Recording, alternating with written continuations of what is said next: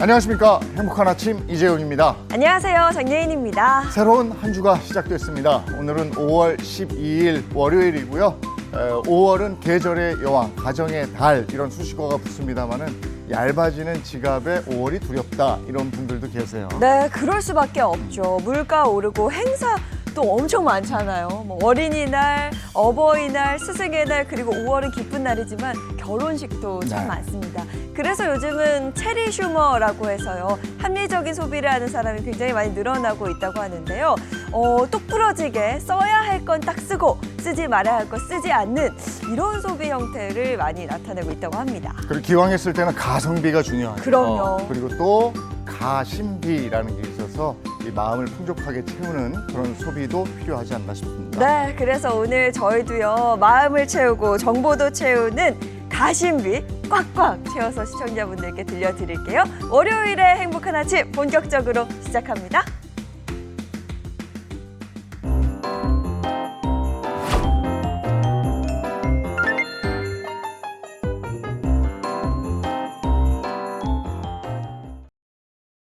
새로운 한 주가 시작된 월요일 아침입니다. 어떤 소식들이 들어와 있을까요? 모닝픽부터 시작하죠. 손석구 평론가와 함께합니다. 어서 오세요. 안녕하세요.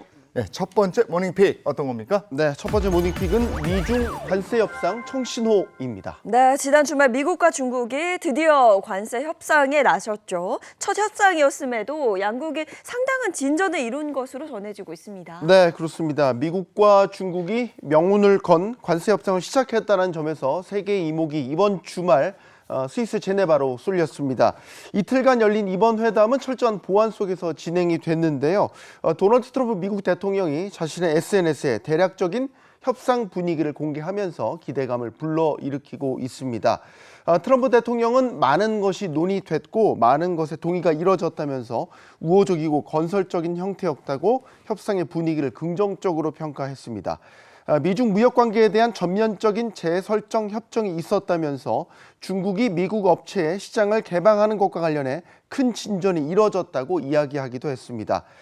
트럼프 대통령의 말을 있는 그대로 해석을 해보면 일단 양국이 서로를 향해서 부과하고 있는 관세를 현실적인 선으로 낮추는데 양국이 공감대를 이뤘을 가능성이 높아 보이고요. 또 미국이 중국 측에 시장 개방을 요구를 했고 여기에 중국이 일부 수용했을 가능성이 남아 있습니다. 물론 추가 협상이 앞으로 예정돼 있기는 하지만 미국과 중국이 일단 협상을 시작했다라는 점에서는 상황이 더 악화될 가능성은 낮아 보이고요. 또 괜찮은 출발을 했다는 점에서 지난 수개월간 세계를 뒤흔들었던 관세 전쟁이 이제는 정점을 지나서 한숨을 돌릴 수 있게 됐다 이렇게 볼 수 있겠습니다. 양측은 현지 시간 12일 오전에 공동 성명을 내고 협상 결과를 공개할 예정입니다. 네, 관세 불확실성에 세계 증시도 흔들렸었는데 여기에도 변화의 바람이 좀 있다면서요? 네, 무엇보다 그동안 증시를 짓눌렀던 관세 불확실성이 서서히 거쳐가고 있다라는 상황, 이게 증시에 긍정적으로 작용하고 있습니다. 지난주 코스피 지수는 0.68%가 오른 2,577선에서 마감을 했는데요. 그동안 주식을 팔기에 바빴던 외국인이 지난주에는 5천억 원 넘게 주식을 사들이면서 한국 증시에 대한 시각이 조금은 긍정적으로 바뀌어가고 있는 것으로 볼 수 있겠습니다. 증권가에서는 통상적으로 5월이면 약세장이 반복되기 때문에 이른바 셀인메이, 즉 5월에는 주식을 팔고 떠나야 된다라는 통념이 있는데요. 올해는 상황이 조금 다를 것이라는 전망이 나오고 있습니다.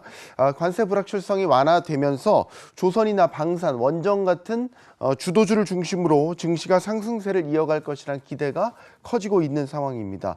또 주요 국가들과 비교해 국내 증시가 여전히 저평가돼 있어서 주식을 싸게 살 기회라는 분석도 나오고 있습니다.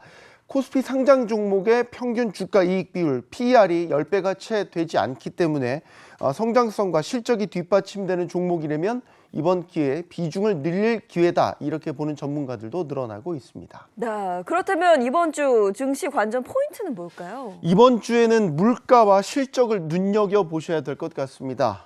미국에서는 소비자 물가지수와 생산자 물가지수 최신 지표가 공개될 예정입니다. 관세 전쟁에 가장 직접적인 영향을 받고 있는 게 바로 이 물가이기 때문에 투자자들은 물가가 예상외로 치솟는지 여부를 좀 지켜볼 것으로 예상이 되고요. 물가 흐름이 인플레이션 우려를 자극하지 않는다면 투자 심리는 더 개선될 수 있습니다. 국내에서는 대선이 본격화되는 가운데 지난 1분기와 관련된 실적 발표가 이어질 예정입니다. 우선 유심 보안 사고를 일으키는 SK텔레콤을 비롯해서 NC소프트, CJ제일제당 등이 1분기 실적을 발표하는데요. 양호한 실적을 보여주게 되면 투심이 살아나면서 코스피가 2,600선 위로 치고 나갈 가능성도 제기되고 있습니다. 네, 그러니까 관세 리스크가 줄고 기업 실적도 뒷받침되고 이렇다면 5월에는 살 때지 팔 때는 아니다. 네. 이렇게 되는 것도 같습니다.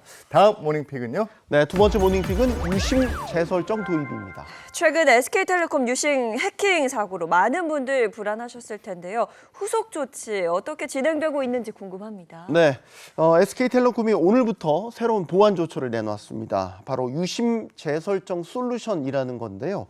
이 솔루션은 실물 유심을 교체하지 않고도 해킹을 막을 수 있는 기능을 말합니다. 유심 안에 들어가 있는 정보 중에서 사용자 인증 정보 일부만 바꿔주는 방식입니다.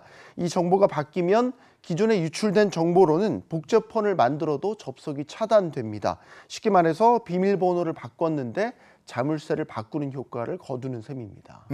그러니까 유심 전체를 갈아야 되는 줄 알았는데 유심 안에 있는 인증 정보만 바꾸면 된다 이건가요? 네, 이게 이제 기존에 제시됐었던 유심 포맷과 비슷하다라고 보시면 되겠습니다. 네. 그런데 이제 핵심은 사용자가 직접 저장한 정보, 예를 들어서 뭐 금융인증서라든지 팀원이 연락처 같은 거는 그대로 남아 있다라는 거죠. 기존 방식처럼 유심을 새로 갈고 다시 다 등록할 필요가 없다라는 점에서 고객 불편을 크게 줄였습니다. 또 실물 유심뿐 아니라 2심 사용자도 가능합니다.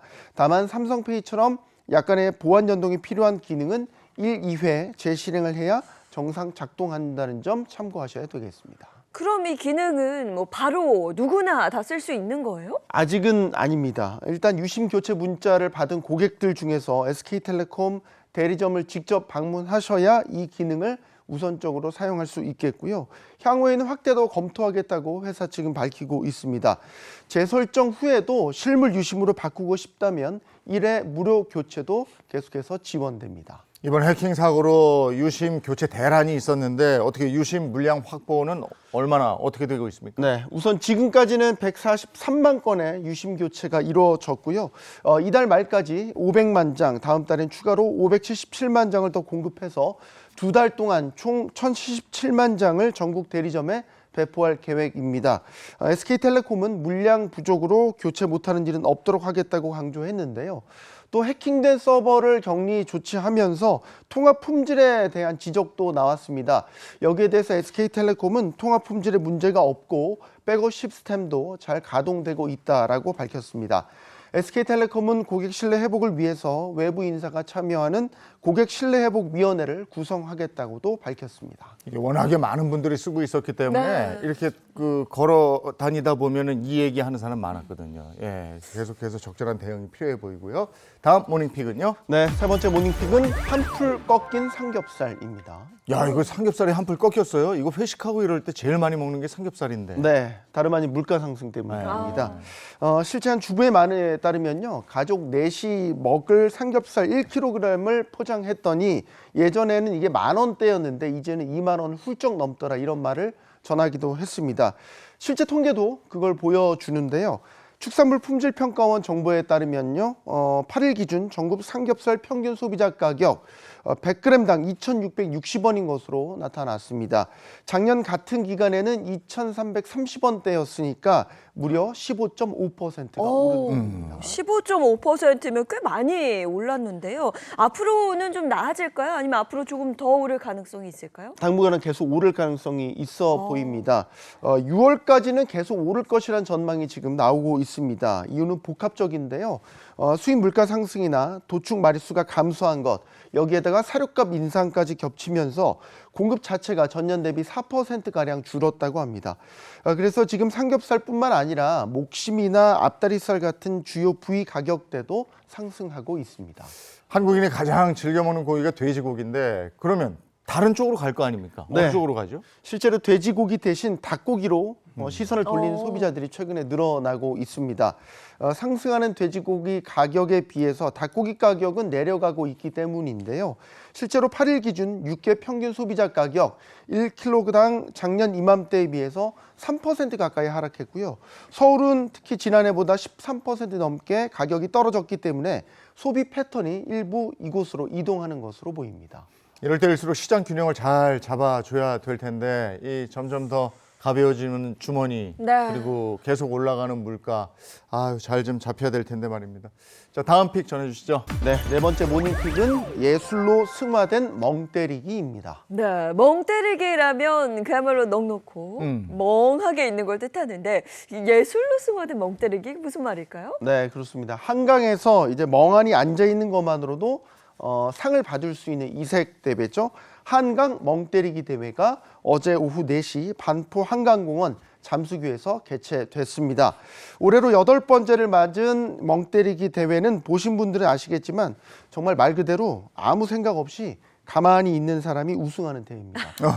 미국 CNN은 이 대회를 두고 육체적 도전이자 하나의 예술 작품이다. 그리고 한국의 초경쟁 사회에서 벗어날 수 있는 특별한 쉼의 시간이다. 이렇게 평가하기도 했습니다. 처음에는 그저 재미있는 대회다 이랬는데 세계가 주목하는 그런 대회가 됐습니다. 단순히 그냥 멍하고 앉아있기만 하면 되는 겁니까? 네, 그렇죠. 일단 참가자들은 지정된 시간 동안 정말 아무 말도 아무 행동도 하지 않고요. 그저 멍하니 앉아 있으면 되는데요. 하지만 그 안에는 또 나름의 평가 기준도 존재합니다. 먼저 현장에서는 관람객들이 뽑는 예술 점수로 상위 10개 팀이 선정되고요. 이후 심박수 안정도를 기반으로 최종 순위가 결정됩니다. 올해는 총 4,547개 팀이 참가 신청을 했는데 경쟁률이 무려 57대 1로 매우 치열했습니다. 서울시는 그 가운데 사연을 중심으로 80개 팀을 최종 선정했는데요. 참가자의 면면도 화려합니다. 10년째 황혼 육아 중인 할머니, 지하철 기관사, 환경미화원 등 나이와 직업을 막론하고요. 시민들이 잠깐이라도 멈추고 쉬고 싶다는 이유로 신청을 했다고 합니다. 네, 신청 이유 중에 하나가 잠깐이라도 멈추고 쉬고 싶다. 근데 일상 속에서 그냥 쉬면 될 텐데 이걸 대회를 찾아서 쉬어야 할 만큼 삶이 좀 어떻게 보면 팍팍하구나. 녹록지 않다. 네, 그게 참 안타깝기도 합니다. 자, 그럼 대회잖아요? 우승자에게는 뭐 상금도 있는 거예요? 네, 1등에게는 트로피와 상장이 주어지게 되고요. 네. 2등과 3등에게는 상장이, 참가자 전원에게는 참가 인증서가 주어지게 됩니다. 서울시는 이번 대회를 계기로 현대인에게 쉼이 얼마나 필요한지를 다시 한번 확인하게 될 것이라고 전했습니다. 또 향후에는 더 창의적이고 따뜻한 시민 유식 콘텐츠를 지속적으로 발굴하겠다는 계획입니다. 어제 뉴스 보니까 무슨 이제 복장 특이한 락밴드가 1등 했다고 이렇게 사진 찍히는 걸 봤는데 이 복장들도 좀 특이하고요. 우리나라 뭐 다 아시겠지만은 너무나 지나친 경쟁 속에 몰려 있잖아요. 네. 이렇게 잠깐 쉬는 쉼의 의미도 필요할 것 같습니다. 오늘 여기까지 하죠. 손수고 평론가와 함께했습니다. 고맙습니다. 고맙습니다. 네, 한 주의 시작 오늘 날씨 어떨지 궁금합니다. 문난영 기상캐스터 나와주세요. 네, 요란하게 비가 지났던 주말과 달리 오늘은 날이 좋습니다. 한낮이 되면서 25도 안팎의 초여름 더위가 나타나는 곳들이 많겠는데요. 다만 여전히 아침 저녁에는 쌀쌀하니까요. 얇은 외투 정도는 챙겨주시는 게 좋겠습니다. 오늘 전국에서 파란 하늘 보실 수 있겠습니다. 공기질도 보통 수준이지만 대기 정체 때문에 오전 한때 서울과 인천, 경기 남부는 탁하겠습니다. 구름 한 점 없이 맑은 하늘에 햇빛이 강하게 내리쬐면서 한낮에는 자외선 지수가 높게 나타납니다. 특히 남해안과 제주에는 자외선이 매우 강렬하겠습니다. 기온이 얼마나 오르는지도 궁금하실 텐데요. 어제 한낮에 20.2도로 평년을 밑돌던 서울의 기온은 오늘 24도까지 치솟습니다. 그 밖에도 대부분 25도 안팎을 보이겠습니다. 이번 한 주의 날씨도 궁금하시죠? 수요일까지 대체로 맑고 일교차 큰 날씨가 이어지다가 목요일에는 수도권과 강원, 남해안에 비 소식이 있습니다. 이후 금요일에는 기온은 회복하지만 흐리겠습니다. 좋은 날씨 속에 오늘 밤부터 중부 서해안과 강원 영동에는 바람이 강하게 불어오는 곳이 있겠습니다. 지금까지 날씨 전해드렸습니다.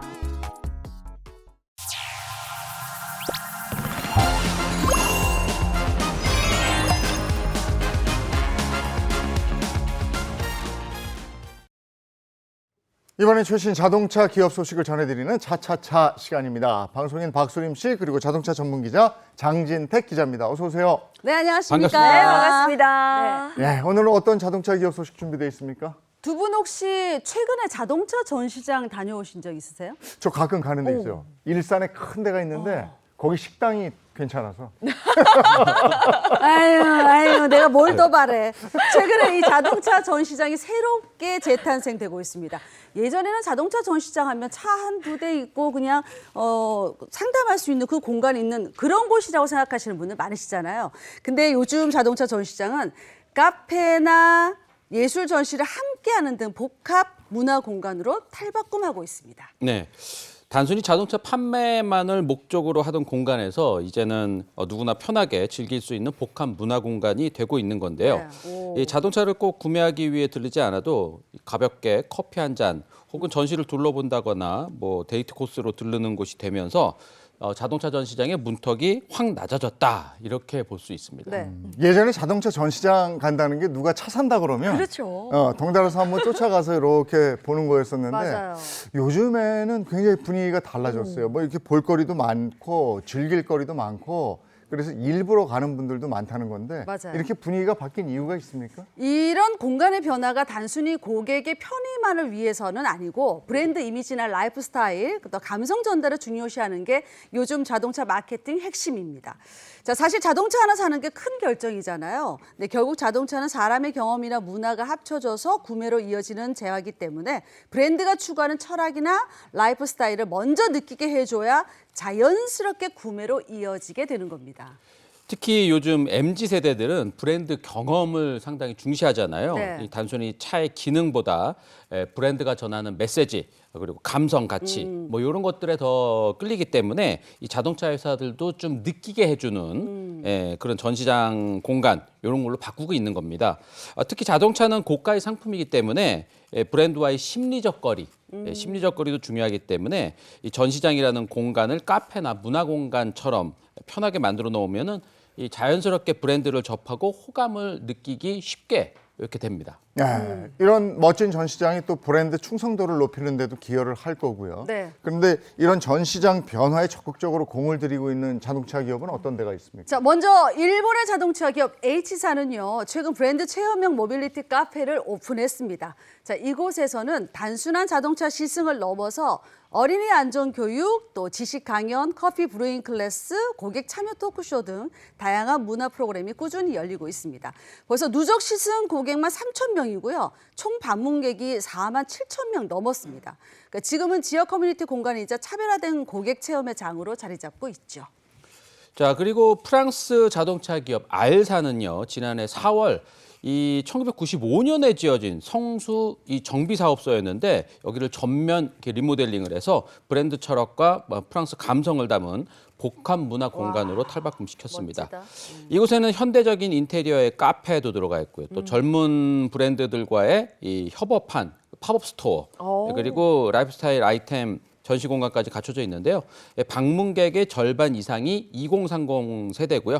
주말 기준 하루 평균 약 400여 명이 이곳을 찾을 만큼 큰 관심을 끌고 있습니다. 네, 이제는 전시장도 브랜드에 대한 이미지를 좌우하는 아주 중요한 공간으로 탈바꿈한 것 같은데요. 또 다른 자동차 브랜드 뭐가 있는지 궁금합니다. 네. 국내 자동차 기업들도 이런 복합 문화 공간 트렌드에 빠르게 대응하고 있는데요. 그중에서도 국내 자동차 기업 H사는 2014년 브랜드 최초의 체험 공간을 선보인 바 있는데 이 단순히 차량을 전시하는 공간이 아니라 이 자동차 브랜드 방향성과 미래 비전까지 보여주는 체험형 공간으로 계속 주목을 받고 있습니다. 네, 이후에 H사는요, 전국 주요 거점으로 체험 공간을 넓혀갔는데요. 2017년에는 경기도 고양에 최대 규모의 모터 스튜디오를 열었고요. 하남과 부산에도 잇따라 문을 열면서 고객과의 소통에 속도를 냈습니다. 특히 네 번째로 문을 연 고양 전시장은 차량 제작 과정 체험, 또 시승 프로그램, 문화예술 공연과 토크 콘서트, 또 레스토랑과 브랜드숍 등의 다양한 프로그램을 갖춰서 자동차 복합 문화 공간의 완성형이라 평가받았습니다. 개관 1년 만에 누적 방문객이 26만 명을 넘었고요. 레드다 디자인상, IF 디자인상을 수상하면서 또 공간의 완성도 면에서도 세계적인 인정을 받았습니다. 또 H사의 프리미엄 브랜드죠. 예, 이 프리미엄 브랜드도 이제 이런 공간 전략을 더욱 정교하게 구현하고 있는데 최근 충북 청주의 복합문화 전시장이 새롭게 문을 열었습니다.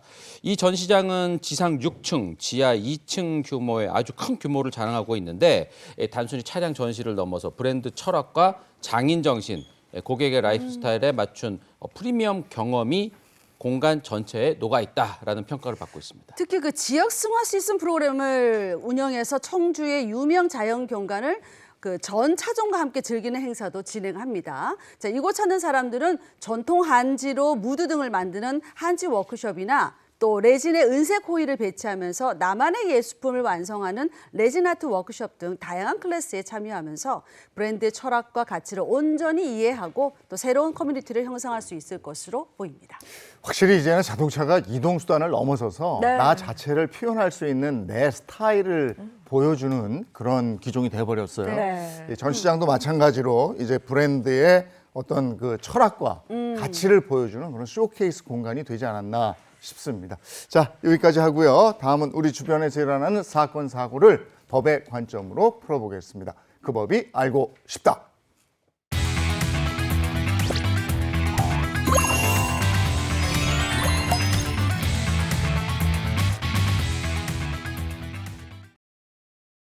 행복한 아침 함께하고 계신 지금 시각이 7시 52분을 향해 가고 있습니다. 이번에는 월요일에 고민 해결사 이호선 상담심리 전문가와 함께합니다. 어서 오세요. 안녕하세요. 반갑습니다. 네, 반갑습니다. 자, 그리고 월요일에 법률 해결사죠. 강성신 변호사, 임재 변호사 함께합니다. 반갑습니다. 안녕하세요. 네, 이 교수님 오늘 준비한 주제는요? 네, 저희 함께할 첫 번째 주제는 바로 이겁니다.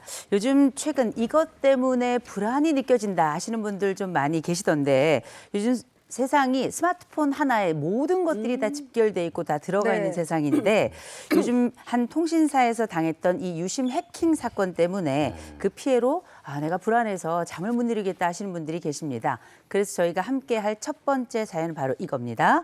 내 정보가 유출됐다는데 보상은 어디서? 자, 사연은 꽁트로 만나보시죠. 요즘 스마트폰 하나로 다 되는 세상인 거 아시죠? 다른 사람에게 돈을 보낼 때도 또 물건을 구입할 때도 버스를 탈 때도 이 스마트폰 하나만 있으면 만사 오케이니까 세상 참 좋아졌다 싶었죠.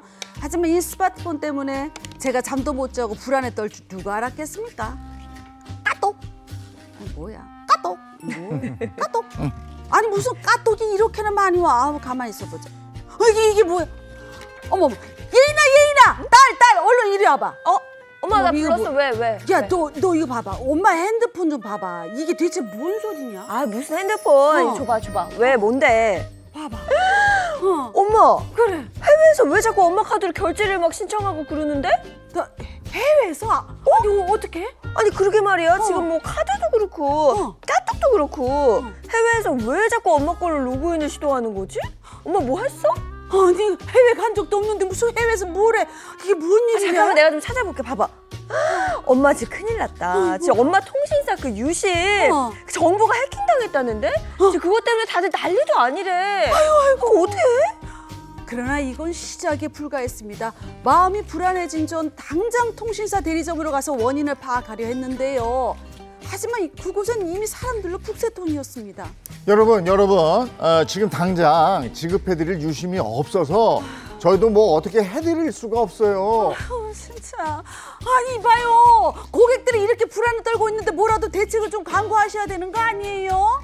그 사이에 대출이니 뭐니 피해라도 발생하면 이거 책임질 거예요? 어떻게 할 거예요? 아니 그러니까 이제 제가 말씀을 드렸지 않습니까? 일단 유심 보호 서비스에 가입을 하시고 그 뒤에 일어나는 피해는 저희 통신사 측에서 전부 다 보상을 해드린다 이거 아닙니까? 아이고 난 나이 들어서 그런 거 모르겠고 빨리 유심부터 꼭 바꿔줘요. 불안해서 내가 살 수가 없어. 하지만 유심 교체도 며칠은 더 기다려야 한다고 하고 그 사이 더 큰 피해가 생기지 않을까 하루하루가 불안하기만 합니다.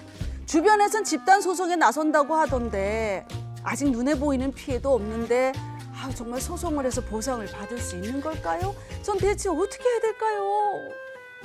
불안해. 불안해. 많은 분들이 불안하시죠. 일단 그 구체적인 사연 한번 들어보죠. 예. 네, 최근 한 통신사의 유심 해킹 사건이 발생하면서 네. 요즘 SNS에 이 해킹으로 의심되는 피해가 발생하고 있다라고 하는 이런 글들이 여러 개 올라오고 있습니다.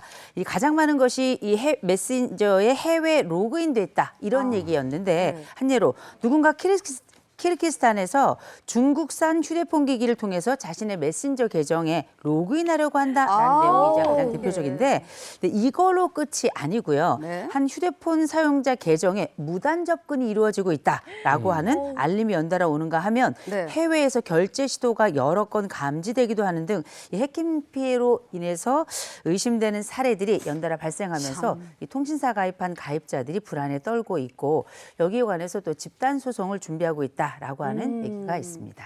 네, 뭐 명확한 피해 사례가 나오진 않았습니다만은 가입자들은 굉장히 불안한 상태인 그렇죠. 것이죠. 일단 정확하게 지금 어떤 상황인지 알아봐야 될 것 같아요. 그렇습니다. 지금 가입자들이 정확히 어떤 정보가 유출된 것인지 그 부분도 좀 혼동스러운 상황이에요.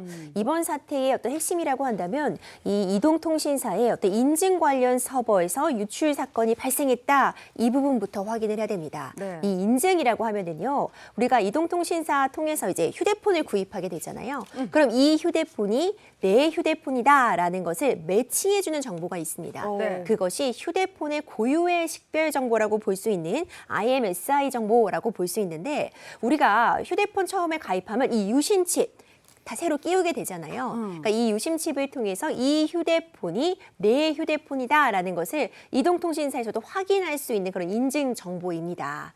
그런데 문제점으로 지적되고 있는 게요. 그렇다면 이 휴대폰이 내 휴대폰이다라는 걸 확인해 줄 수 있는 정보를 누군가 가져가면 다른 휴대폰 사서 해당 유심 정보를 입력하면 말 그대로 복제폰이 만들어질 수 있는 위험에 처한다는 것이죠. 이 부분이 가장 우려스러운 상황인데 다행스럽게도 일단 2022년도부터요. 비정상적인 이런 유심 관련 로그인을 차단하는 복제 유심 차단 서비스는 도입되어 있습니다. 그러니까 유심을 일종의 내 휴대폰에 접착제로 딱 붙여놓는 효과를 두는 거예요. 그럼 다른 휴대폰을 통해서 해당 유심을 사용할 수가 없기 때문에 일단 국내에서 있는 분들은 유심보호 서비스 가입하면 적어도 최소한의 조치는 되었다고 볼 수 있는데 문제는 현재 해외에 있는 이용자들입니다. 로밍 서비스를 사용하게 되면 해외 기지국을 함께 이용해야 되는데 네. 그러면 또 이렇게 복제 유심 차단 서비스가 원활하게 연동이 안 되고 있습니다. 이 SKT에서는 5월 내에 해외 로밍 이용 고객에 대해서도 이 유심 보호 서비스가 작동할 수 있도록 하겠다고 밝히고 있지만 이 부분도 좀 빨리 개선이 필요한 상황입니다. 근데 유심이 털렸다고 하니까 혹시 은행 비밀번호나 막 연락처 같은 이런 민감한 부분 같이 유출된 건 아닐까 걱정하시는 분들 많으시더라고요. 그 부분이 가장 걱정되는 부분이죠. 그럼요. 사실 휴대폰 없으면 저도 요즘은 아무것도 못합니다. 저도요. 휴대폰 없으면 계산도 못하고요. 그럼요. 안 되죠. 당장 학교에서 오는 알림 같은 것도 요즘은 다 휴대폰으로 오기 맞아요. 때문에 말 그대로 모든 정보가 담겨 있어요. 특히 내 소중한 사진들, 연락처, 그리고 중요한 정보들도 휴대폰 메모장에 적어두시는 부분들 많잖아요. 맞아요. 그게 가장 공포스러운데 그래도 조금은 안심하실 수 있는 게요. 그런 정보가 유심에다 저장되는 건 아닙니다. 내 사진이나 내 개인정보 같은 건 휴대폰 자체에 저장된다거나 별도의 클라우드 서버에 보관되기 때문에 너무 크게 무서워하실 필요는 없습니다. 네. 그리고 가장 무서운 게 금융 관련 정보자잖아요. 네. 휴대폰을 통해 결제도 되고 인터넷 계좌 이체도 다 되다 보니까 이 부분이 무섭지만 그런 금융 관련 정보는 또 별도의 인증 체계를 이용하고 있어서 유심 정보가 노출됐다고 해서 바로 어떤 누군가 내 계좌를 다 털어갈 것이다. 이런 공포까지는 가지실 필요가 없다는 게 전문가들의 의견입니다. 네, 뭐 해킹으로 인한 개인정보 유출 가능성은 낮다고 하니 다행이지만 그래도 지금 통신사 가입자들 사이에서는 집단 소송을 준비하겠다 뭐 이런 움직임도 나오고 있습니다. 이게 아무래도 개별 대응이 좀 어렵다 보니 자연스럽게 집단 소송 뭐 관련된 얘기가 좀 나오는 것 같아요. 네, 맞습니다. 이 소송을 준비하는 사람 주체들도 엄청 많고 지금 보면은 내가 이렇게 집단 소송을 준비하겠다 이렇게 주장하는 사람들도 엄청 많습니다. 그래서 이제 사람들을 모으는 거예요. 왜 그러냐면 우리가 일반적으로 생각을 할 때 소송을 한번 하려면 굉장히 그 어떤 시간과 비용적인 측면이 많이 소모가 된다라는 거죠. 근데 맞아요. 이 사건은 모든 그 가입자가 피해 유형이 동일하잖아요. 그러니까 많은 사람들이 모여서 쉽게 보면 준비를 하기가 더 편한 거예요. 한 사람이 개별적으로 그걸 따로 준비하기보다는 그 한 사람의 대리인이 선임되어 있으면은 그 대리인이 모든 걸 한 번에 다 처리를 할 수 있기 때문에 아무래도 집단 소송이 좀 더 유리하고 간이할 수가 있거든요. 그래서 이런 집단 소송의 움직임이 요즘에 많은 게 현실입니다. 네. 그런데 이 직접적인 금전 피해가 없어도 요 집단 소송 이런 거에 참여를 할 수가 있는 건가요? 그러게. 그 참여 자체는 할 수가 있죠. 뭐 누구나 할 수가 있습니다. 근데 이렇게 말씀을 하시죠. 나는 금전적인 피해가 없는데 어떻게 보면 소송을 하는 데는 또 비용이 들어가는데 맞아요. 네, 내가 비용을 지출하고 소송을 하면서 아무런 어떤 이득이 없으면 이거를 해야 될 필요가 있을까? 이렇게 생각을 하실 수가 있잖아요. 네. 근데 이런 것도 손해에 들어갈 것 같아요. 사실 이러한 뉴스가 나올 때 가입자들은 엄청난 불안감에 휩싸이거든요. 진짜 내 개인정보 모든 게 다 복제돼가지고 내가 금전적으로 큰 나중에 손실을 입지 않을지 이런 불안감도 하나의 손해배상의 청구 근거가 될 수도 있고 그래서 이 유심 사태도 보면은 이 유심 카드를 구하기 위해서 얼마나 많은 각고의 노력들을 하십니까? 뭐 새벽부터 줄을 길게 서가지고 어떻게 보면은 그 시간에 나는 일을 해야 되는데 내가 일을 해서 벌어들일 수 있었던 예상되는 수입이 있는데 그거를 포기하고 내가 불안감에 거기 가서 하루 종일 줄을 서 있었다고 해볼게요. 그럼 그것도 어떻게 보면 소극적인 손해라고 볼 수가 있잖아요. 그래서 지금 당장 나한테 입은 적극적인 어떤 금전적 손해는 지금 당장은 없더라도 어떤 손해배상의 산정 근거로 내가 이 일을 함으로써 원래 벌어들일 수 있었던 수입을 못 얻게 된 거. 이런 소극적 손해도 좀 어떤 손해배상의 근거로 우리가 주장할 수 있지 않을까 이렇게 생각이 듭니다. 그러면 실제로 집단 소송을 통해서 피해 보상을 받은 사례들이 있습니까? 있습니다. 대표적인 사례가요. 2016년도에 있었던 국내 온라인 쇼핑몰에서 대규모로 회원들의 개인정보가 유출됐던 사례가 있었어요. 맞아요. 이때 유출된 그 개인, 이 사람을 기준으로 하면 1,030만 명의 정보였어요. 30만 네, 어마어마하죠. 유출된 정보도요, 뭐 이름이나 그리고 또 뭐 이메일이라던가 굉장히 민감할 수 있는 개인과 관련된 정보들이 다수 포함이 되어 있었습니다.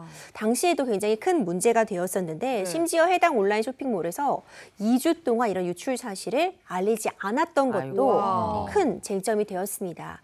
이 형사상이나 행정상의 그 제재와는 별도로요. 이렇게 유출 피해를 입은 이 소비자들 중에 4,300여 명이 소송을 제기했는데요. 네. 일단 구체적으로 어떤 피해 사실이라던가 내가 어떤 피해를 입었는지 입증까지 가지 않아도 이미 정신적인 피해가 어마어마하잖아요. 이 부분에 대해서 법원이 10만 원의 개인당 손해배상을 인정했던 사례가 있습니다. 그러니까 실제로 돈이 빠져나간 건 없어도 내가 그쵸? 찝찝하고 불안한 그 상황을 인정을 해서 그렇지. 배상을 해줬어요. 그렇죠. 사실 근데 이렇게 배상받는 게 그렇게 쉽지 않을 것 같은데. 쉽지 않죠. 네. 그리고 이 부분도 좀 놀라실 수 있을 것 같아요. 10만 원? 너무 적은 거 아닌가요? 네. 너무 그렇죠. 작지 않나요? 이렇게 생각하실 수도 있어요. 사실 그 부분도 좀 쟁점이 될 수 있는데 이런 개인정보 유출 피해가요. 참 어려운 게 우리가 휴대폰을 도둑 맞았다거나 아니면 내가 지갑을 잃어버리면 뭘 잊어버렸는지가 분명합니다. 그런데 정보는 말 그대로 서버에 저장이 되어 있잖아요. 내가 도대체 어떤 내 정보가 지금 도둑 맞은 건지 확인할 길이 없습니다. 그러네요. 정말. 그리고 일단 이렇게 해킹을 해서 가져간 이런 가해자들은요. 지금 당장 어떤 2차적인 피해를 일으키지 않아요. 잘 갖고 있다가 이걸 잘 분류하고 잘 팔릴 수 있는 형태로 가공해서 언젠가 사용하게 됩니다. 그럼 피해가 언제 나올지 예측이 불가능하기 맞아. 때문에 내가 어떤 피해를 입었는지 입증할 길이 사실 소비자 입장에선 거의 없다고 봐야 됩니다. 이런 부분들이 가만히 돼서 개인정보보호법도 개정의 개정을 거치면서 점점 피해자들이 좀 피해 구제를 받기 용이한 측면으로 바뀌고 있는 상황이고요. 어떤 정확한 피해 사실을 입증하지 못해도 이런 유출 사고가 발생하면 기본적으로 일단 2차 피해가 발생하면 최대 300만 원까지 보상이 가능하도록 규정을 해놨고 만약 관리하는 측면에서 어떤 고의나 중과실이 있다면 5배까지도 손해액의 5배까지 청구 가능한 일종의 징벌적인 손해배상 제도도 두고 있습니다. 뿐만 아니라 일단 지금 손해가 있던 없던이 중요한 게 아니라 불안하잖아요. 도대체 그렇죠. 어떤 정보가 내가 빼앗긴 것인지 이럴 때 정신적인 위자료 청구가 가능합니다. 네, 그렇다면 실제로 이런 소송에 참여하고 싶다라고 한다면 일반 소비자 입장에서 입장에서는 어디서부터 좀 어떻게 준비해야 할까요? 사실 일반 소비자 입장에서 이거를 준비한다는 게 굉장히 어려울 것 같거든요. 왜냐면 이거 결국에는 기술적인 문제들이 막 들어가 있잖아요. 맞아. 그러면 상대방이 어떤 기술적인 결함으로 인해서 뭐 아까 보니까 IMSI, 뭐 KI 이거 저 무슨 말인지 하나도 몰라요, 사실. 네. 그러니까 이런 것들을 일반 소비자가 준비해가지고 그 통신사에서 IMSI의 결함으로 인해서 나의 어떤 이걸 준비하는 게 사실 어떻게 해요? 더 어렵단 어려워. 말이에요. 현실적으로 못해요. 어려워요. 그래서 법에서 어떻게 규정을 하고 있냐면 입증 책임을 완화시켜 주는 거예요. 네. 왜냐면 우리 일반 소비자들은 정보성에 있어서 비대칭적일 수밖에 없어요. 그래서 원칙대로라면 내가 손해배상을 청구하는 거니까 내가 입증을 해야 되지만 이런 경우에선 사실 뭐 IMS 모르겠단 말이에요. 그래요. KI. 그래서 입증 책임을 경감시켜줘가지고 상대방이 나한테 고의나 과실이 없다라고 증명을 할 수 있게끔 그렇게 이제 법에서 규정을 하고 있거든요. 그래서 아무래도 이러한 소송에서는 일반 소비자들이 다른 소송의 유형보다는 조금 더 뭐 소송을 진행하는 데에는 무리가 없을 것이다 이렇게 생각이 들고 기본적으로 아까 말씀드렸던 것처럼 이제 같이 공동으로 해서 소송을 진행을 하는 경우에는 일단은 적어도 내가 이 텔레콤 그 통신사의 가입자라는 거 정도는 증명을 해야죠. 맞아요. 네. 그렇지 않고 만약에 다른 통신사를 사용하고 있는데 나 이거 사용한다라고 해서 그냥 나는 입증 책임 완화됐으니까 할 거 없어 이렇게 하면 안 될 것 같고 일단 개인정보 유출이 됐을 거다. 나는 여기에 가입자다라는 사실을 확인을 하고 그다음에 보통 이런 경우에는 법률 대리인을 선임을 하기 때문에 법률 대리인에게 내가 이러한 소송에 참여를 하겠다라고 한 다음에 이제 신청서 폼 같은 거를 작성을 하셔가지고 소송 절차에 참여를 하실 수 있을 것 같습니다. 이 개인정보가 유출이 되면 당장 무슨 피해가 없더라도 굉장히 좀 불안하고 마음이 무겁거든요. 맞아요. 그런데 그럼요. 그런 불안한 마음 상태도 어떻게 보면 법이 인정을 해주는 요즘에 굉장히 이렇게 커졌어요. 네. 그러니까 이런 일을 당했을 때 어떻게 대응할 것인가의 폭이 커졌으니까 그 대응 방법을 잘 좀 생각을 해보시기 바라고요. 자, 다음 주제 전해주시죠. 네, 저희가 함께할 두 번째 주제는 요새 아이들 키울 때, 야, 이거 정말 돈 먹는 기계다 할 정도로 돈이 너무 많이 들어간다. 그래서 이건 대형 투자와 다름없다. 이런 얘기 하시는 분들 많이 계신데 두 번째 사연 역시 이 아이를 위한 투자가 점점 너무 부담이 된다라고 하는 이야기입니다. 함께할 두 번째 주제는 바로 이겁니다. 사교육의 혈안인 아내 이혼하고 싶어요. 어떤 사연인지 꽁트로 만나보시죠. 자녀 교육의 성공 조건은 아빠의 무관심, 엄마의 정보력, 조부모의 재력이란 말 아시죠? 저 역시도 그랬습니다. 자녀 교육은 아이 엄마에게 모두 맡겨둔 채 저는 열심히 뒷바라지만 하면 된다고 생각했습니다. 아내는 아들이 태어나자마자 육아에 열을 올렸고 조금 과하긴 하지만 시켜서 나쁠 것은 없겠다는 생각이 들었거든요. 아내의 열정이 지나치다는 것을 알기 전까진 말이죠. 아니 여보, 이번 달 카드값이 이게 뭐야 지금? 카드 값이 왜? 아니 저번 달보다 200만 원이나 더 나왔잖아. 당신 설마 또 진택이 영어책 산 거야? 아, 자기야. 내 말 좀 들어봐. 리스닝 좀 해봐. 이번 회사 영어 선집이 우리 옆동 사는 주에미맘 알지? 주에미맘. 주에미맘이 추천해 준 건데 아들 셋을 무려 하버드에 보낸 엄마가 직접 집필한 책이래. 우리 진택이 이제 사세고시 얼마 안 남았잖아. 미리미리 공부시켜야지. 아 무슨 소리 하는 거야 지금. 사세고시가 뭐야. 그게 어디서 그딴 소리 듣고 와서 그래. 아, 정말 답답하다. 죄미가 영유 다니잖아. 우리 진택이도 영유 보내야지. 요새는 4살 때부터 미리미리 준비해서 시험 보고 들어가는 그것도 몰라? 답답해.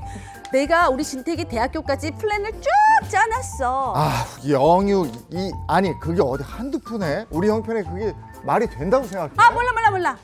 나는 우리 진택이 최고로만 교육시키고 최고로만 키울 거니까 그렇게 알아. 자식에게 늘 좋은 것만 주고 싶은 게 부모님 마음이죠. 네, 뭐 모르는 거 아닙니다. 하지만 문제는 저희 형편에 맞지도 않는 유아 영어 학원에 수백만 원 하는 영어 전지까지 뒷바라지도 형편껏 분수껏 맞게 해야 하는 거 아닙니까? 문제는 그뿐만이 아니었습니다. 진택아, 엄마 팔로우 해야 돼. 자, How are you? I'm fine, thank you. And you? 해봐. How are you? 발음이 왜 이러니 얘 진짜. How are you? 엄마 나 졸려 그냥 나 잘래. 자기는 어디? 아유 진짜 졸려. 이거 다 외우고 자야 돼. 너 잠 못 자. 얼른 외워. 아, 여보. How are you? 지금 아이, 몇 졸려. 시인데 지금 애 잠을 안 재우고 이러고 있어. 12시가 넘었잖아. 애가 저렇게 피곤하는데 재우고 내일 하면 되지. 그 뭐 이렇게 하와이오가 뭐 이렇게 중요해. 파인 땡큐. 촌스러. 당신 지금 말 다 했어? 어? 우리 진택이 서운대 못 들어가면 너무 서운해 나 지금. 당신 책임질 거야? 서운대 꼭 보내야 돼. 우리 진택이 자기처럼 막 안 키울 거야. 아 정말 뭐라고 당신 정말 제정신이야? 공부에 미친 사람처럼 대체 왜 그래? 어머. 어? 이것도 엄연히 아동학대야. 아동학대? 자식 잘 되기 바라는 게 무슨 아동학대야. 당신이야말로 자식한테 더 못해주는 거 그 미안하게 생각해야지. 이 사람이 진짜 나 이제 더 이상 못 참아. 어? 안 참아. 우리 이혼해. 월급의 대부분을 사교육비로 지출하는 것도 모자라서 새벽까지 아이를 재우지도 않고 공부시키는 아내. 더 큰 문제는 아내는 이게 심각한 아동학대라는 것도 모른다는 겁니다. 전 아이도 불쌍하고 더 이상 아내의 심각한 교육료를 감당할 자신이 없습니다. 전 대체 어떻게 해야 되는 걸까요? 어떡해요. 이런 말이 있어요. 부부싸움의 첫 번째 이유가 돈. 두 번째 이유가 교육. 근데 교육에 들어가는 돈이에요. 어떡해. 자, 일단 자세히 좀 알아보죠. 네, 이 사연이 이렇습니다. 이건 40대 A씨의 사연인데요. 이 A씨는 동갑내기 아내와 결혼을 했고 이제 앞으로 초등학교에 이제 입학을 앞두고 있는 아이를 하나 두고 있는데 네. 문제는 이 아이에 대한 아내의 교육률이 너무 높았던 겁니다. 아이에게 어느 정도로 관심 또 교육에 대한 투자를 했냐면 애가 제대로 이제 읽고 쓰거나 이런 것들은 좀 지났지만 아직은 뭐 이거 정도 해야 되나 싶을 나이에 이미 몇백만 원짜리 영어 전집을 사서 아이에게 정말 읽혔는지 모르겠지만 거기다가 4살 때는 아이 어린이 유치원을 많이 보낼 텐데 이때 영어 유치원을 보내야 된다. 그렇죠. 이런 걸로 갈등을 했는데다가 5살쯤 되었을 때는 단순히 영어 유치원은 물론이고 수학학원, 또 미술학원, 독서논술, 수영, 학습지 그러면서 아이도 힘들었지만 A씨 월급의 거의 대부분이 다 아이 교육비로 들어가게 된 겁니다. 사실 아이 키우면서 들어가는 돈이 사교육비만 있는 건 아니거든요. 미래를 위한 준비도 해야 되는데 월급의 거의 다가 아이 사교육비로 가면 우리 노후 준비는 어떻게 해? 노후 준비 어떡하냐고. 네, 노후 준비는 이제 물 건너갔죠. 아유. 그래서 이건 뭐 꿈도 못 꾸는 거고요. 거기다 이런 경제적 갈등이 워낙에 커지면서 이 갈등에 대한 서로 부부 사이도 좋지 않았지만 문제는 뭐냐면 아이 교육에 너무 집착하다 보니까 아이를 새벽이 될 때까지 재우질 않는 거예요. 이 숙제 할 때까지 저 공부 끝낼 때까지 이 아이를 재우지 않다 보니까 이 아이에 대해 너무 혹독하게 가르치는 거 아니냐. 그렇죠. 이게 과연 건강하게 아이를 키우는 방식인가에 대해서 굉장히 의문을 갖게 된 겁니다. 그러다가 결국은 이 전쟁 치르듯이 매일 아이와도 싸우고 배우자하고도 함께 싸우고 이러면서 이 A 씨는 아내에게 정말 진정머리 아이에 대한 정뿐만 아니라 이 아내에 대한 정이 뚝 떨어졌다 이런 얘기를 하고 이혼을 원하고 있는 상황입니다. 아니 저도 얼마 전에 그 아이 엄마의 친구가 거의 1,000만 원 가까운 전집이 있다 그래서 제가 1,000만 원이요? 그 얘기를 듣고 오. 그걸 실제로 샀는데 거의 다 산다고 해서 너무너무 충격받았던 기억이 있는데요. 뭐 어쨌든 이 사연 속 남편도 이렇게 아이 공부에 열정적인 뭐 지나치다고 봐야겠죠. 이런 아내 때문에 부부 사이가 점점 더 안 좋아지고 있고 끝내는 이혼을 원한다까지 이야기를 하고 있습니다. 궁금한 게 이런 상황이 이혼 사유가 될까요? 요즘 이와 관련된 문제로 이혼 상담 요구하시는 분들이 정말 많아요. 앞서 설명해 주신 것처럼요. 부부가 갈등을 겪게 되는 여러 가지 요인이 있지만 경제적인 부분 무시할 수 없죠. 맞아. 자녀를 교육하면서 이런 부분, 자녀에 대한 문제 때문에 갈등 생기죠. 여기다 기본적으로 가치관이 다르면, 성격이 다르면, 생각이 다르면 갈등이 생기는데 네. 이 교육에 관련된 문제가 이 모든 게 들어가 있습니다. 결국 높은 사교육비 지출 때문에 경제적인 부분도 갈등을 겪고 왜 자녀를 그렇게 교육하려 하느냐 가치관의 문제까지 들어있잖아요. 충돌을 할 수밖에 없는 부분인데 참 안타깝죠. 이제 저도 아이를 키우고 있지만 아무리 제이미 맘이 추천하는 잉글리시북 마이 한다고 해서 책장만 무거워지는 거예요. 그 책 사실 부모님도 읽지 않았잖아요. 맞아요. 이사 갈 때 끙끙거리고 또 지고 다니게만 됩니다. 하지만 꼭 교육을 열심히 시키겠다는 부모 한쪽을 비판할 수만은 없어요. 자녀는 잘 교육하는 게 부모의 의무기도 합니다. 그렇기 때문에 부부가 합을 잘 맞춰가는 과정이 너무나도 중요한데 단순히 한쪽이 지금 자녀를 양육하고 있는 방식, 공부를 너무 많이 시킨다. 그래서 이게 마음에 안 든다 해서 그 사유만으로 이혼 사유가 된다고 보기는 어려울 것 같아요. 다만 문제는 언제나 복합적이잖아요. 네. 이런 아이에 대해서 너무 과도하게 뭐 1,000만 원이 넘는 뭐 전집을 사고 그래서 경제가 어려워지고 부부간의 신뢰가 완전히 깨어진다. 그렇다면은 이 교육에 대한 가치관의 차이만이 문제가 아니라 다른 요인들이 덧붙여져서 이혼 사유도 해당할 수 있다고 보여집니다. 이게 아이를 생각하는 마음에서 시작했다고 하더라도 아이에게 고통을 준다면, 가정 전체에 고통을 준다면, 왜 우리 고문할 때 고문 중에 제일 무서운 고민이 잠 안 재우는 거라고.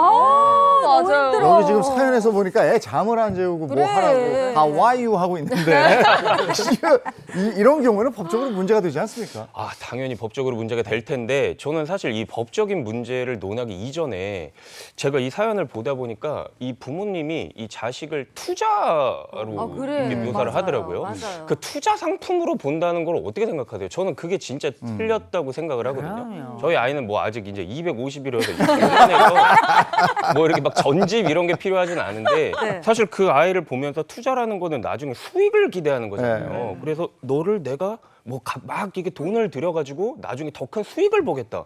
저는 사실 이런 표현이 법적인 그걸 떠나서 조금 이렇게 맞아요. 소름 돋는 것 같아요.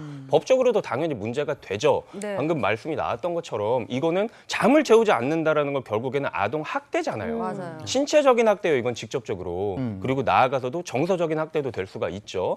그러면 아까 그 부부간의 갈등이 있었잖아요. 그래서 결국에는 혼인 생활을 지속하기 어렵다라고 해서 이혼을 하게 되면 결국에는 미성년 자녀의 경우에 이제 양육권자를 지정하는 문제가 남지 않습니까? 그럼 이런 경우에 나는 진짜 너한테 열심히 투자해가지고 최선의 수익률을 받으려고 했는데 양육권은 다른 데 갈 수도 있어요. 다른 쪽에 갈 수도 있다고요. 진짜 왜냐면 이런 식으로 학대를 하고 한다면은 사실 그 아이도 학대를 하는 그 어느 한쪽과는 살고 싶어 하지 않을 수도 있고 그럼요. 가정법원의 입장에서도 이쪽으로 주면은 이런 학대가 행위가 계속되겠다라고 생각을 할 수가 있기 때문에 제가 봤을 때는 이 양육권의 측면에서도 사실상 이게 부부 사이가 갈라서게 된다면 이 사람한테는 투자에 대한 수익을 회수하지 못할 가능성이 큽니다.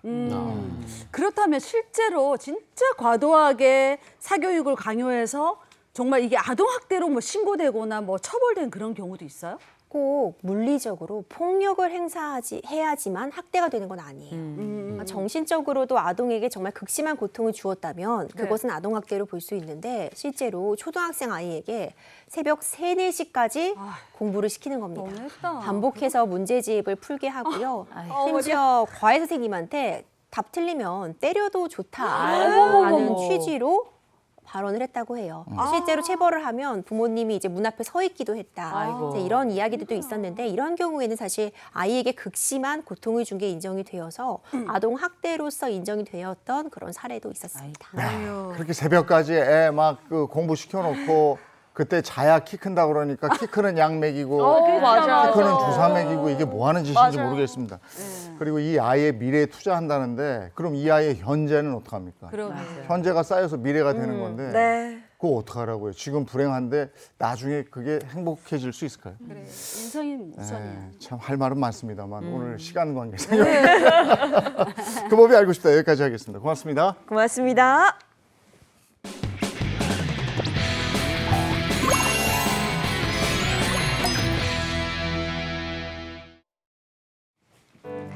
자, 이번엔 라떼는 마리아 시간이죠. 이번 주제는요. 하늘 같은 스승의 은혜, 우리가 사랑했던 선생님입니다.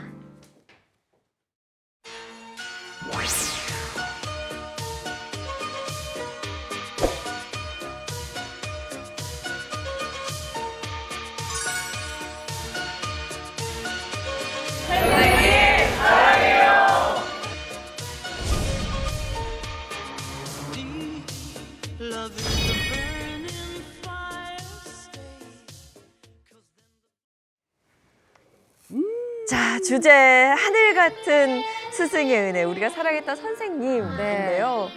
지금 이 노래 혹시 들리세요? 우러나 볼수록. 자, 이 노래 들으면 정말 마음 한켠이 뭉클해지는 분들 많으실 겁니다. 얼마 후면 이제 스승의 날이잖아요. 스승의 날이면 이 노래 부르면서 선생님들 왼쪽 가슴에 카네이션 달아드리고 뭐 친구들하고 함께 뭐 과자도 사서 선생님들 드리고 함께 맞아요. 먹고 인사 나눴던 기억 다들 가지고 계실 겁니다. 맞아요. 근데 예전에는 왜 어버이날 노래하고 스승의 날 노래 헷갈렸는지 처음에 어버이날 나 실제 괴로움 다 잊으시고 고마워라 이게 아닌데 막 이러면서 이게 노래가 막 헷갈렸던 그때가 생각이 나긴 해요. 네. 스승의 그리고 날. 예전에 스승의 날만 되면은 진짜 풋풋했던 기억들인데 칠판, 초록색 칠판에다가 선생님 사랑합니다 이렇게 크게 이렇게 아유 그럼. 분필 눌러가지고 써놓고 또 반 아들끼리 이렇게 뭐 몰래 편지 준비하고 그래, 과자 맞아. 뭐 하고 뭐 꽃 뭐 이렇게 해가지고 전달하고 또 선생님도 그거 감동받아가지고 막 울고 그러면은 막 같이 울고. 같이 맞아요. 울었어. 네. 자, 옛날이네요. 아니 저는 사실 제가 지금 학교에 있으니까 제가 지금 있는 학교 말고도 이전에 뭐 시간 강사할 때도 그렇고 뭐 다른 학교에 있을 때도 그렇고 제자들이 많이 있잖아요. 맞아요. 이제 스승의 날쯤 되면은 학생들 중에 저를 기억하는 학생들이 저한테 이메일을 보내거나 아니면 저희가 함께 번호를 공유한 경우가 있으면 문자를 보낼 때가 있어요. 그러면 그 학생들이 이미 이제는 크다 못해 늙어가고 있거든요. 근데 그 학생들이 주는 연락이 그렇게 감동적이고 그 특별히 이제 매해 이렇게 인사를 전해주는 친구들이 있어요. 네. 그 친구들 보면서 니네들 무조건 잘 될 거다. 그래. 이번에도 그렇게 말하겠습니다. 네. 네, 우리 다 학창 시절이 있었고 그 학창 시절을 지내면서 기억에 남는 스승이 계시잖아요. 네. 어떤 기억나는 선생님이 계십니까? 저는 제 개그맨이 된 게 중학교 딱 첫 부임을 하신 그 담임 선생님 김숙민 선생님인데 그 선생님이 서울에서 오셨어요. 저는 부산 모라 여중이었는데 그 선생님이 우리 학교 학생들에게 1년에 2번씩 연극 발표회를 합시다. 그래서 그 발표를 하면서 제가 급부상한 거예요.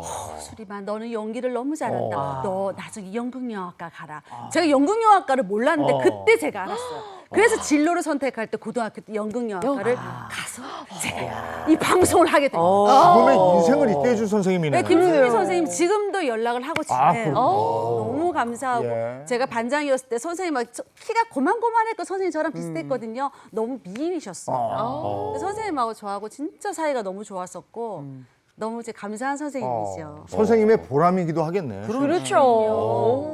저 어렸을 때 그 바가지 머리를 항상 너는 바가지에 단발머리 너무 귀여웠어. 얼굴이 많이 변했구나.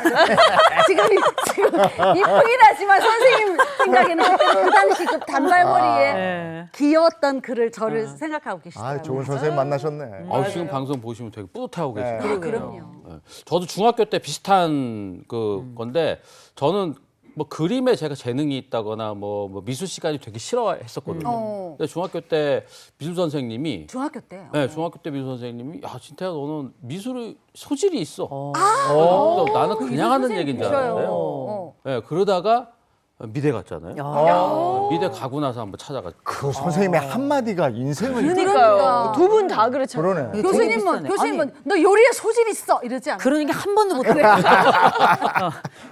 저도 중학교 2학년 때 영어 선생님께서 저한테 너 미국 갔다 왔니? 물어보시는 거예요. 그래서 제가요? 그랬더니 발음이 너무 좋다고. 영어 발음이 솔직하게 너무 말씀하면 좋다고. 진짜예요? 아니 그래서 제가 그때 영어 말하기 대회 나가서 막 1등도 하고 막 그랬었는데 이런 선생님. 그게 이제 나중에 이제 영어에 대한 기쁨이 막 생겨나니까 나중에 제가 그래서 대학을 영문과를 갔어요. 그 선생님 덕에 근데 갔더니 문학을 하더라고요. 말을 시간 하는데. 지나고 나니까 이제 영문을 모르겠어서 다시 심리학을 바꿨습니다. 이렇게 스승의 날 되면 정말 탁 떠오르는 선생님 분명 다 있을 텐데요. 요즘 스승의 날은 그냥 좀 조용히 지나가는 분위기가 많던데 라떼 시절에는 이 스승의 날 정말 큰 행사였습니다. 반 학생 전체가 60명 정도였잖아요. 전체가 다 십시일반이 돼가지고 다 하나씩 뭔가를 써오고 편지 다 써오고 뭐 만들어 오고 뭐 돈 주고 뭔가 사는 게 아니라 같이 뭔가를 만들었던 거예요. 네. 맞아요. 그 풍선에다가 막 종이 잘라가지고 넣어서 종이 풍선 있잖아. 선생님 딱 들어오시면 팡 터뜨리고 막 선생님 어머 깜짝이야. 몰랐던 것처럼 다 알고 계시겠지만 그때 막 놀라하고 눈물 흘리고 이랬던 게 지금 생각하면 지금은 너무 달라진 것 네. 같아요.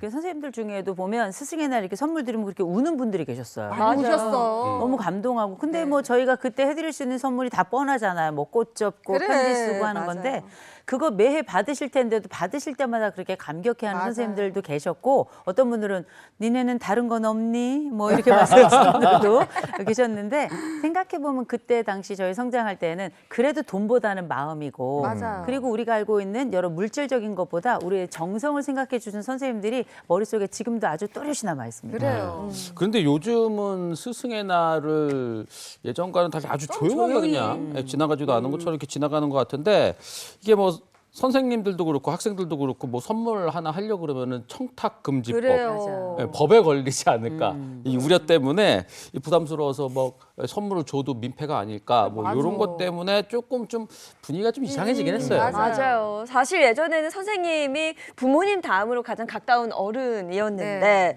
요즘은 뭐 스승의 날이라고 해도 SNS에 보면 그냥 감사합니다 뭐 한 줄 한마디 정도 하고 지나가는 경우도 네. 많더라고요. 맞아요. 그래도 스승의 날 이렇게 찾아뵙는 스승이 계시다는 건 정말 인생 잘 산 거죠. 그럼요. 맞아요. 그럼요. 근데 네. 이제 찾아뵐 때 선물은 좀 고민이 되긴 해요. 그 요즘은 감사 편지나 그 카네이션 같은 전통적인 선물이 다시 인기를 끌고 있어요. 그러니까 한 인터넷 쇼핑몰에서 스승의 날 선물과 관련 설문 조사를 해봤는데 1위가 모바일 쿠폰, 아하. 그다음 2위가 감사의 편지고 3위가 카네이션이었다고 합니다.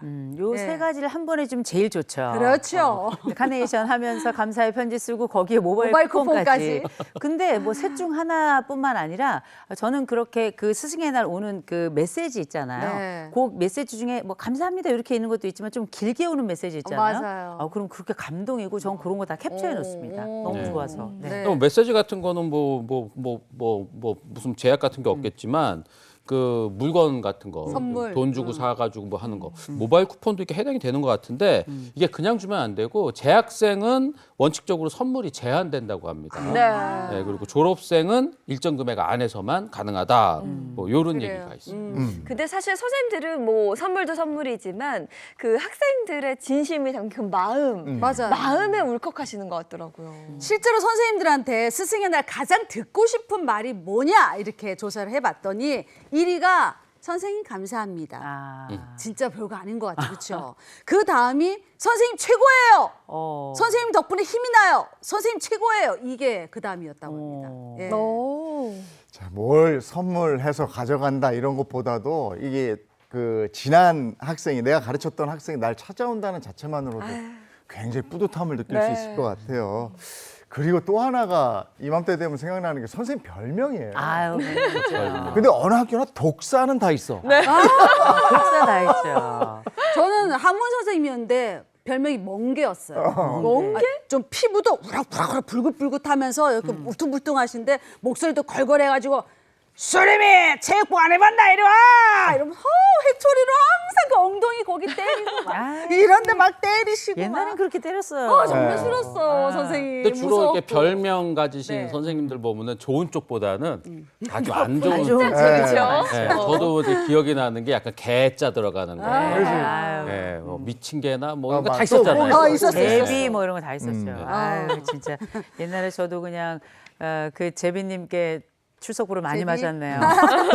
그래서 아우. 제가 재미있는 선생님 별명 몇 가지를 준비해봤습니다. 네. 자, 첫 번째가 소리 없이 강하다. 수업 시간에 딴짓하고 있거나 졸고 있으면 조용히 들어 등짝 스매싱 쫙 날리거나 여기 어깨 이런데 그 지금은 마사지하면 너무 좋잖아요. 근데 꽉 쥐어쥐는 선생님 있잖아요. 아팠어요. 너무 싫었어요. 조용히 침묵 속에 다가온다고 해서 별명이 레간자, 잠수함, 스텔스 이런 것들이 있었어요. 자, 그리고 각 시대별로 헤어스타일이 조금씩 독특하신 선생님들 계시잖아요. 그때마다 별명도 달랐습니다. 저희 때는 가가멜이 꼭 있었어요. 가가멜 있었죠. 그리고 빛나리, 그다음에 대머리 독수리 이렇게 불렀다면 90년대는 로보캅, 뭐 베토벤 이런 게 많이 불렸고 2000년대 들어서는 축구가 유명해지다 보니까 유명한 축구 선수들 이름 불리는데 뭐 세대에 따라서 관심사나 선호도에 따라서 별명이 좀 달라졌습니다. 자, 마지막으로 세 번째. 그 학교마다 있었던 엄하고 무서운 호랑이 선생님들. 아까도 말했지만 피바다, 미친 개, 사이코, 독사 뭐 이런 거 듣기만 해도 너무 쎄하지 않습니까? 이런 별명들이 꼭 있었던 것 같아요. 근데 친구들끼리 선생님 얘기할 때 꼭 암호처럼 야 그 저 독사 그거 야 미친 게 오늘도 물었다며 막 이렇게 얘기를 하고 막 그랬었어요. 그럼 선생님 나 미친 게 왔다. 왜? 뭐? 나 독사다 와 이러면서. 그렇게 별명으로 불리는 선생님들도 있었고 네. 또 선생님도 말투. 아. 저희 때 수학 선생님이셨는데 아가디 뭐다냐 일로 와. 일로.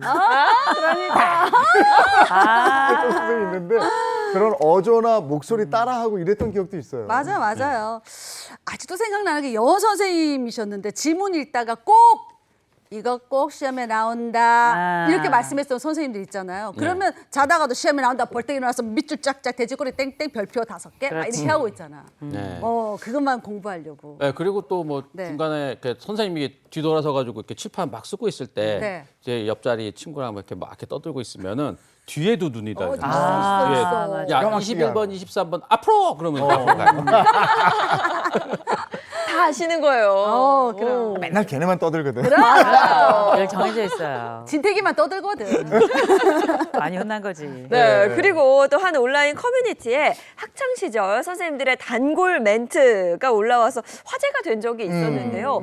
거기 보면 정말 학창 시절에 야, 이 얘기는 다 들어봤다 이렇게 생각하실 거예요. 이호선 교수님이 좀 네. 전해주시죠. 아니 뭐 저희 뭐 학교 다녀본 분들은 다 아시겠지만 학창 시절에 우리 선생님들 단골 멘트 많이 있습니다. 네. 일단 제일 먼저 야 거기 지방방송 꺼라. 지방방송 꺼라. 맞아요. 그렇죠. 애들 여기저기 떠들면은 다들 하시는 말씀. 두 번째, 야 니네 반이 진도 제일 느려. 이렇게 맞다. 말씀하시는 분들의 별명이 진돗개라고. 진도만 네, 나가. 맞아. 이런 분들 계시고 또 세 번째, 야 창문 열어 냄새 난다. 맞아. 남자 학교 또 애들 또 체육 끝나고 나면 애들 냄새 막 엄청나잖아요. 중간에 도시락 까먹잖아요. 그래서 그래. 그래가지고 맞아요. 항상 문 열라고 말씀하시는 분들 계셨는데 그 창문은 항상 제가 열었네요. 근데 그 창문 좀 열자는 정말 모든 학교가 다 그랬던 것 같아요. 특히 좀 추운 날은 난로 튀면 따뜻해지면 애들을 한 명씩 꼬박 이제 놀고 있어. 밥까지 먹으면 졸기 시작하거든요. 그럼 그때마다 창문 열어. 오자마자 선생님들 창문 열어부터 말씀하셨죠. 네, 그리고 더운 여름에도 또 선생님들한테 이제 선생님 너무 더워요 막 그러면은 선생님이 이제 상의 탈의하라고 그랬어요. 남자 학교들 상의 탈의하라고. 진짜요? 네. 그리고 이제 뭐 가만히 있으면 하나도 안 덥다. 니네들 자꾸 이렇게 떠들고 그러니까 더운 거다. 막 이렇게 가만히 얘기하고 있으라 안 그랬었죠. 덥다. 괜찮아진다 이러잖아요. 자, 그래서 아까 우리가 이제 수림 씨 말했던 내가 말한 거 시험 문제 다 나온다. 뭐 이거 있었잖아요. 다섯 번째, 야 대학 따면 네가 원하는 거 다 할 수 있어. 맞아. 있었어요. 맞아. 근데 그거 다 거짓말이에요. 희망 고문이죠. 가면 더 미팅할 수 있을 줄 알았는데 못 하겠더라고요. 그리고 또 한 가지 있었죠. 야 오늘 며칠이지? 그럼 뭐 3일이요? 야 3번, 13번, 23번 그런 문제 일어나. 쫙 풀어야 되는 거죠. 생각해 보면 그때 혼날 확률은 거의 100%에 가까웠다. 이거 오늘이 12일이가 12번 분명히 시킨단 말이에요. 네네. 그래서 가기 싫고 막 이랬는데 갔어. 근데, 야, 오늘 며칠이지? 12일입니다. 12 더하기 14번.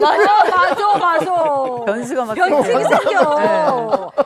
멍하니 있다가 깜짝 놀라서 막 문제 풀고 그렇게 그랬죠. 지적당할 것 같아 학교 가기 싫고 막 그랬죠. 그러니까 항상 긴장돼. 수학 문제 쫙 선생님 내놓고 오늘 며칠이고 12 아싸 13번이야. 12 옆에 앞에. 12 옆에 앞에. 꼭 그렇게 그렇지. 시켜. 그 줄 다 나와. 뭐 이런 거 있잖아. 그럼 긴장되죠. 옛날에는 사실 이제 뭐 선생님들이 그렇게 분필을 던졌어요. 그래가지고 근데 정확도가 너무 높은 거예요. 맞아요. 이게 수십 년간 단련된 그 결과겠지만 저는 사실 맞은 적이 없었는데 제 옆에 있는 짝꿍이 조금 많이 졸았어요. 그 친구는 제가 뒤쪽에 앉아 있으면 선생님께서 이렇게 방법이 있어. 이렇게 돌리면서? 세 번을 돌리면서 그다음에 이렇게 탁 하면 100% 맞아요. 근데 이제 그게 그 친구 머리를 맞고 저한테 튀게 되면 이제 그게 조금 아쉬웠는데 우리 선생님 잘 지내십니까? 아직까지 꼭 한번 찾아뵙겠습니다. 선생님 특유의 그 말버릇도 있고 그 그렇죠. 과목별로 또 선생님들 스타일이 또 비슷한 것도 있고 맞아요. 또 이렇게 선생님 룩이 있어요. 그렇죠. 전형화된. 맞아요. 네. 어느 학교나 꼭 있다. 선생님들 스타일입니다. 제가 사진 몇 장을 준비해봤습니다. 어떤 과목의 선생님들의 복장인지 한번 맞춰보세요. 첫 번째, 어떤 과목의 선생님일까요? 자, 맞춰보세요. 장진태 씨. 네, 저거는 국어 과목인데 국어? 저 중학교 때 국어 선생님 조르는 룩이었어요. 우와, 딩동댕댕. 맞아요? 그렇죠? 오. 그냥 옷차림 대부분 깔끔하고 약간 세미 정장 갖춰 네. 입으시거든요. 블라우스나 좀 연세가 있으신 선생님들은 주로 목 위로 올라오는 그 따뜻한 느낌의 니트류 있잖아요. 목을 항상 따뜻하게 하셔야 돼. 연세가 있다는 거예요. 약간 문학적으로 보여요. 그렇죠. 자, 다음 문제 나갑니다. 보여주세요. 저는 수학이야. 수학이에요. 아니 어떻게 바로 알지? 아니 보자마자 알아요. 이거 학교 가면 이렇게 입으신 남자 선생님들은 맞아. 거의 100% 수학 선생님. 무조건 수학이에요. 정답! 나이대가 좀 있으신 남자 선생님들은 대부분 이런 카라티 위주의 혹은 지퍼가 있는 옷을 많이 입으셨죠. 네, 자, 이게 기술 혹은 교련 선생님과 차이가 좀 나는 게 꼭 기술이나 교련 선생님들은 위에 카디건을 받쳐 입었어요. 차이가 어떻게 그랬나? 확연히 좀 보이십니까? 네. 차이가 좀 나십니까? 그렇죠. 자, 다음 팔토시 문제. 같은 것도 하고 그래야 되는데. 보기만 해도 감이 오시죠? 요거 어떤 선생님일까요? 보여주세요. 저거는 너무, 예. 보자마자 뭐 체육이죠. 네. 체육 선생님의 트레이드마크 트레이닝복이죠. 네. 집업을 목 끝까지 올리고 호루라기 하나 차주면 체육 선생님 룩 완성. 아. 자, 마지막으로 보너스 문제 나가겠습니다. 학교마다 꼭 한 분씩 이 개량 한복 입으시는 분들이 계세요. 국사 선생님이죠. 한문 아니면 국사, 맞아. 지리 선생님들이 이 복장을 많이들 입으셨습니다. 아이고 그리고 또 그 시절 생각해 보니까 그 사랑의 매라는 게 있었어요. 그 회초리나 그래. 플라스틱으로 된 거 가지고 다녀서 좀 더 큰 사고를 치면 학생부 앞에 딱 가면 이렇게 쫙 열면 여기 아이스하키 스틱, 야구 방망이, 마포. 야 골라 뭐 이런 그래. 거 있었는데 요즘엔 그랬다가 또 큰일 나요. 난리 납니다. 네. 자 선생님들 한번 회상을 해봤습니다. 아유, 보고 싶네요. 갑자기 보고 싶네요. 네. 자 고맙습니다. 고맙습니다. 자, 이어서 오늘 날씨 알아보도록 하겠습니다. 문단영 기상캐스터 나와주세요. 네, 상암동입니다. 한 주 시작인 월요일, 현재 서울의 날씨는 맑습니다. 기온은 13도로 예년과 비슷한 수준을 보이고 있는데요. 다만 곳곳에는 옅은 안개가 끼어 있는 곳들이 있습니다. 오후가 되면서 안개는 모두 그치고 초여름 수준으로 따스해지겠습니다. 오늘 전국에서 파란 하늘 보실 수 있겠습니다. 공기질도 보통 수준이지만 대기 정체로 오전 한때 서울과 인천, 경기 남부는 공기 농도가 짙겠습니다. 구름 한 점 없이 맑은 하늘에 햇볕이 강하게 내리쬐면서 한낮에는 자외선 지수가 높게 나타나겠습니다. 특히 남해안과 제주를 중심으로는 자외선이 매우 강렬하겠습니다. 기온이 얼마나 오른지도 궁금하실 텐데요. 어제 20.2도로 평년 기온을 밑돌았던 서울의 기온은 오늘 24도까지 오릅니다. 그 밖에 전국 대부분 지역도 25도 안팎의 기온을 보이겠습니다. 이번 한 주의 날씨도 궁금하시죠? 수요일까지는 대체로 맑고 일교차 큰 날씨가 이어지다가 목요일에는 중북부와 남해안에 비 소식이 들어 있습니다. 금요일에는 기온은 회복하겠지만 날은 흐리겠습니다. 좋은 날씨 속에 오늘 밤부터 중부 서해안과 강원 영동에는 바람이 강하게 불어오는 곳이 있겠습니다. 지금까지 날씨 전해드렸습니다.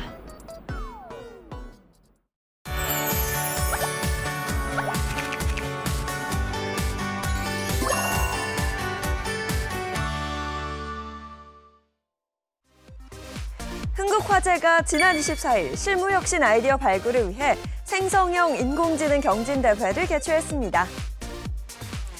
이번 대회에서 제안된 모든 아이디어를 몸집 형태로 제작해 사내에 공유할 예정이며 우수 솔루션은 실제 업무 적용 가능성을 검토할 계획이라고 밝혔는데요. 남들이 하는 거 보고 아 이거는 괜찮네 한번 해봐야 되겠다라는 생각이 들면 우리 바로 따라갈 수 있을 정도의 준비는 되어 있어야 되지 않을까 하는 그런 생각을 합니다. 흥국화재 관계자는 앞으로도 실무에 변화를 줄 수 있는 혁신적인 기술 도입을 적극 추진하겠다고 전했습니다. 이번 주는 5월의 중순에 접어드는데 계절의 여왕 5월이 아침 저녁은 좀 쌀쌀했어요. 네, 아침 저녁으로 쌀쌀해도 어느 순간 딱 보면 날이 더워지고 금세 여름이 오거든요. 귀한 봄입니다. 오늘은 외출하셔서 산책도 좀 하시고 지나가는 봄 즐기셨으면 좋겠습니다. 좋은 하루 보내시고요. 저희는 내일 아침 7시 30분에 돌아올게요. 행복한 아침, 행복한 하루 되십시오. 고맙습니다. 고맙습니다. 즐거운 OS에서 Save Next Channel A